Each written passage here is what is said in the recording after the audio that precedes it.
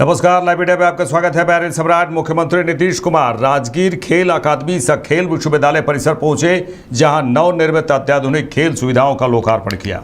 यह परियोजना बिहार, बता दें कि आज के समारोह में इंडोर हॉल संख्या 2, basketball court, handball court, volleyball court और हॉकी प्रैक्टिस टर्फ सहित कई अत्याधुनिक खेल सुविधाओं का लोकार्पण किया गया।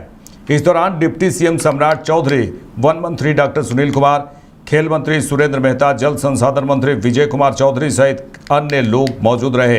बता दें कि लोकार्पण के साथ इन सुविधाओं को अंतर्राष्ट्रीय मानकों के अनुरूप विकसित किया गया है, जो न केवल प्रशिक्षण के लिए उत्कृष्ट माहौल प्रदान करता है, बल्कि राष्ट्रीय और अंतर्राष्ट्रीय स्तर की प्रतियोगिताओं की मेजबानी करने की क्षमता भी है।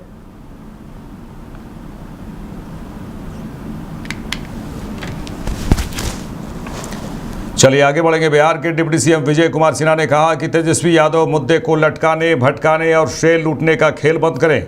उन्होंने कहा कि आपके माता पिता 15 साल मुख्यमंत्री थे, कांग्रेस 50 साल सत्ता में थी, कितनी बार जनगणना हुई, कभी जातीय जनगणना पर क्यों नहीं बोला। राहुल गांधी और तेजस्वी यादव नेता नहीं अभिनेता की भूमिका में हैं। अभिनेता की तरह नौटंकी करते हैं और नौटंकीबाज लोग बिहार को नहीं चाहिए। उन्होंने कहा कि बिहार और देश को नायक चाहिए। देश की जनता ने नरेंद्र मोदी के रूप में और बिहार की जनता ने नीतीश कुमार के रूप में नायक दे दिया है। तेजस्वी यादव जी, आप मुद्दा को भटकाने, लटकाने और उसका श्रेय लूटने का खेल बंद करिए। आपके माता पिता 15 साल थे और आपके सहयोगी कांग्रेस पार्टी भी 50 साल सत्ता में रही। कितनी बार गणना हुआ है, कभी क्यों नहीं बोला। ये दोहरी राजनीति, दोहरे चरित्र बंद करिए।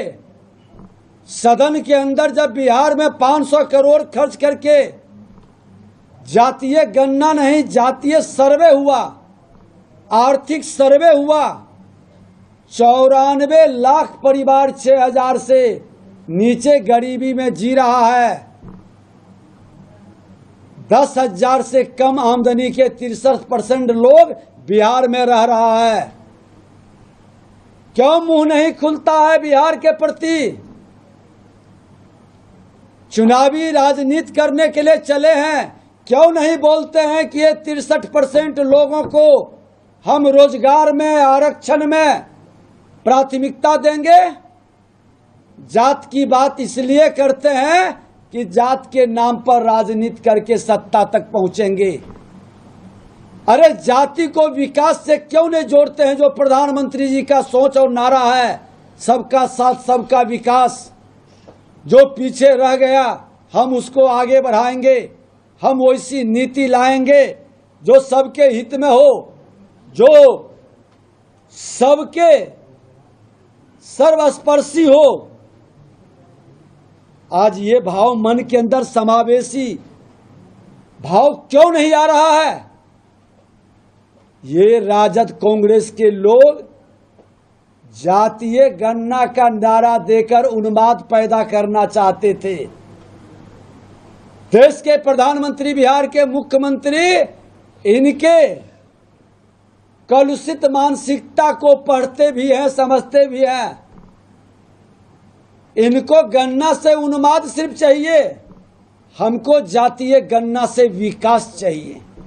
हर जात के उत्थान और कल्याण चाहिए। और प्रधानमंत्री जी ने ये ऐतिहासिक कदम चुनाव के पहले नहीं उठाए। लोकसभा के पहले उठाते तो लोग कहता कि तुष्टीकरण की राजनीति से वोट पाने के लिए किए। अरे चुनाव के बाद लोकसभा चुनाव हो गया, सत्ता में तीसरी बार प्रधानमंत्री बन गए, उसके बाद जातीय जनगणना का निर्णय लिया गया। क्योंकि उन्माद नहीं, विकास चाहिए, तुष्टीकरण नहीं, संतुष्टीकरण चाहिए। ये हमारी सोच है, हमारा नीयत साफ है, मेरी नीति सफल होगी। लेकिन ये राजद कांग्रेस के लोग बरसों बरस तक सत्ता में रहे, सिर्फ उन्माद के लिए राहुल गांधी और तेजस्वी यादव जी नौटंकी बंद करिए। आपके नौटंकी से बिहार और देश को बहुत नुकसान हो गया। नेता बनिए, अभिनेता मत बनिए। आज दुर्भाग्य है कि दोनों प्रतिपक्ष का जो अपने को नेता कहता है, राहुल गांधी, तेजस्वी यादव, ये नेता नहीं, ये अभिनेता की भूमिका में है।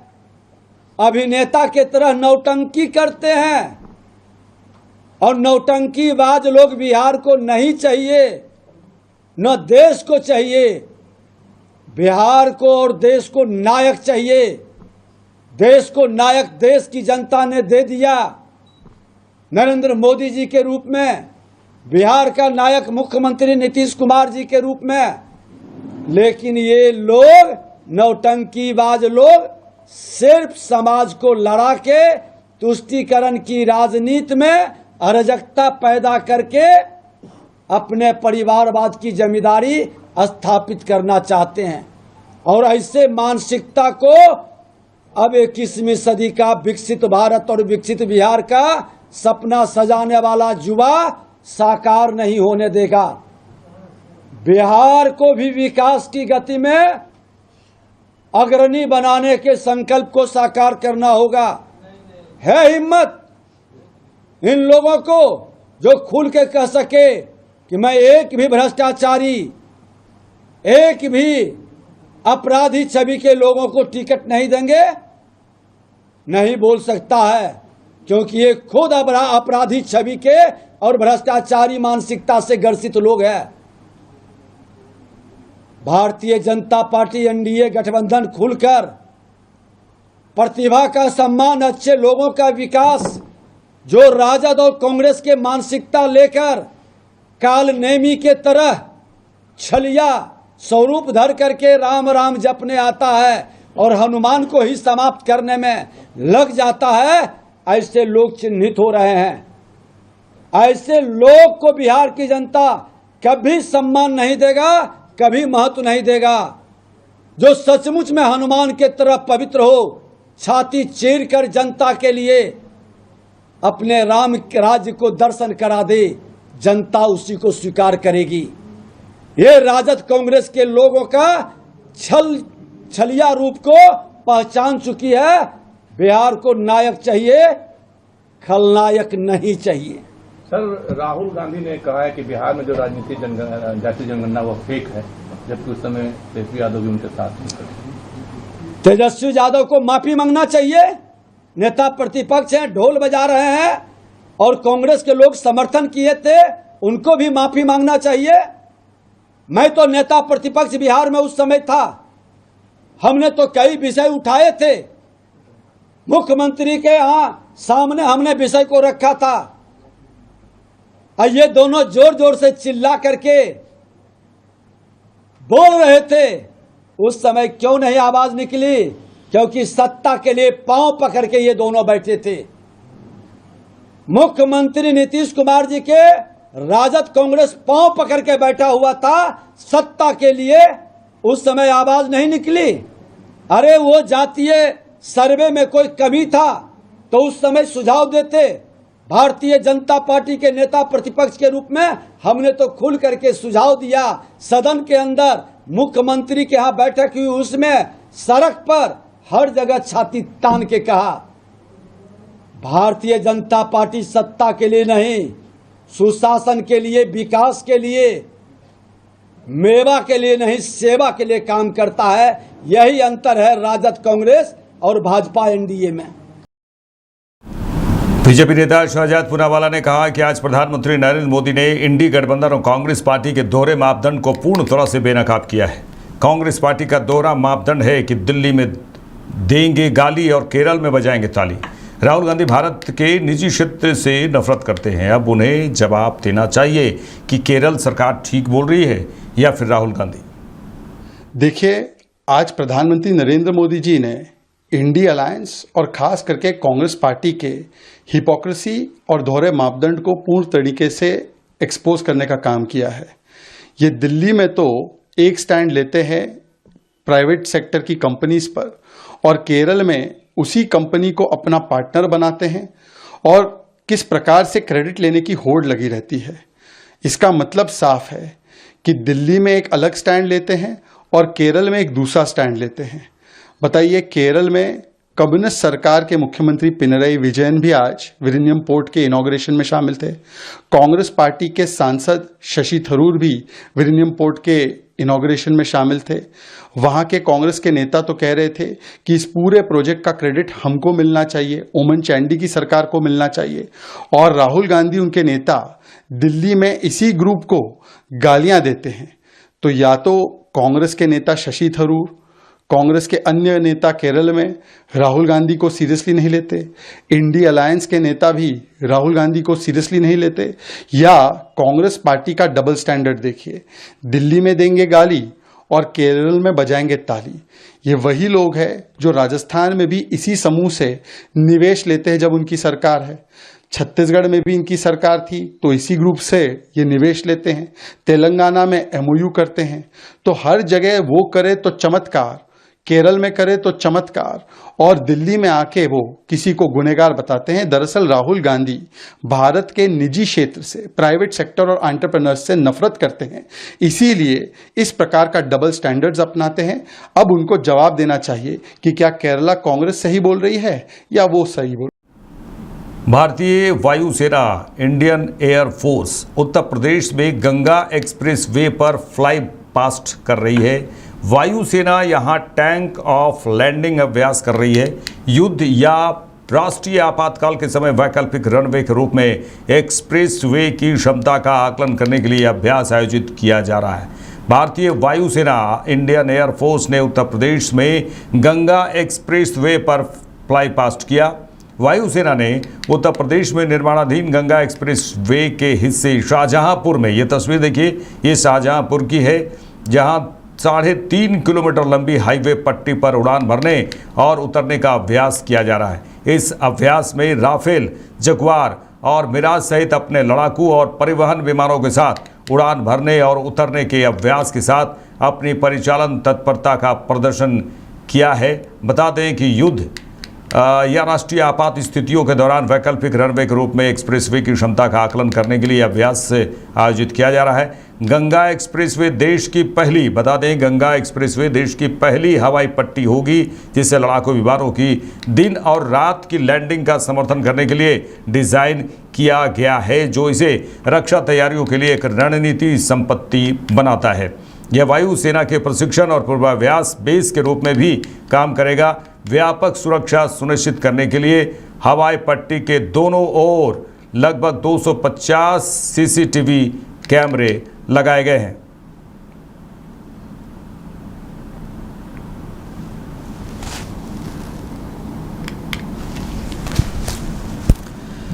केरल के तिरुवनंतपुरम में प्रधानमंत्री नरेंद्र मोदी ने विझिंजम अंतर्राष्ट्रीय गहरे पानी के बहुउद्देशीय बंदरगाह का उद्घाटन किया।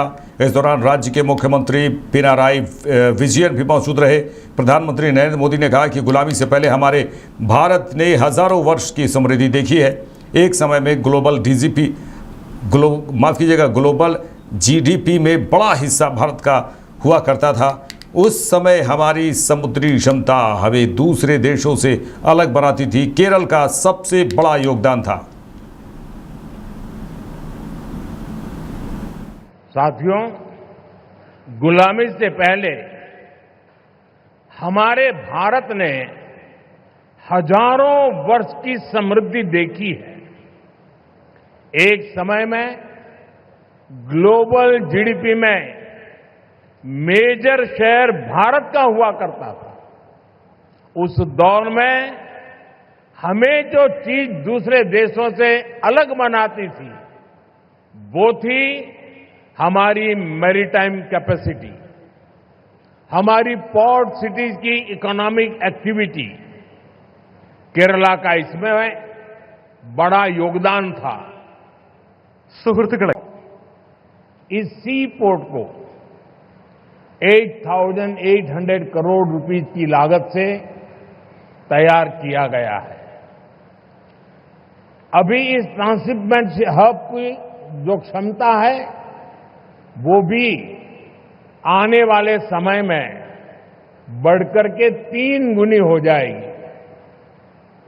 यहां दुनिया के बड़े मालवाहक जहाज आसानी से आ सकेंगे।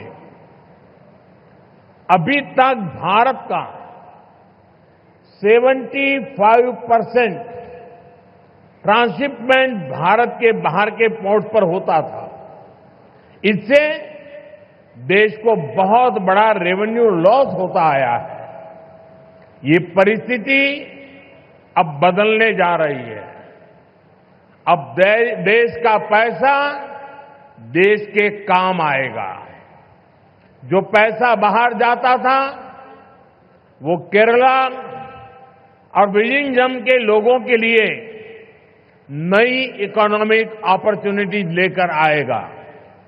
സുഹൃത്തുക്കളെ 8000 जम्मू कश्मीर बीजेपी नेता रविंद्र रैना ने कहा है कि मैंने जम्मू कश्मीर के सीमावर्ती इलाकों के गांवों का दौरा किया है जो एलओसी से सटे हैं। पाकिस्तान लगातार भारतीय क्षेत्र में गोलीबारी करके संघर्ष विराम का उल्लंघन कर रहा है। पाकिस्तान राजौरी, पुंछ, मेंढर, नौशेरा, सुंदरबनी, अखनूर और कुपवाड़ा के इलाकों में भारतीय सीमा की ओर गोलीबारी कर रहा है। भारतीय सेना ने इस संघर्ष विराम का कड़ा मुंहतोड़ जवाब दिया है। जम्मू कश्मीर के लोग सेना और पुलिस के साथ मिलकर पाकिस्तान की हर साजिश और नापाक इरादे को नाकाम कर देंगे। जम्मू कश्मीर के सीमावर्ती जिले राजौरी और पुंछ के सीमावर्ती क्षेत्रों के गांव का मैंने दौरा किया है।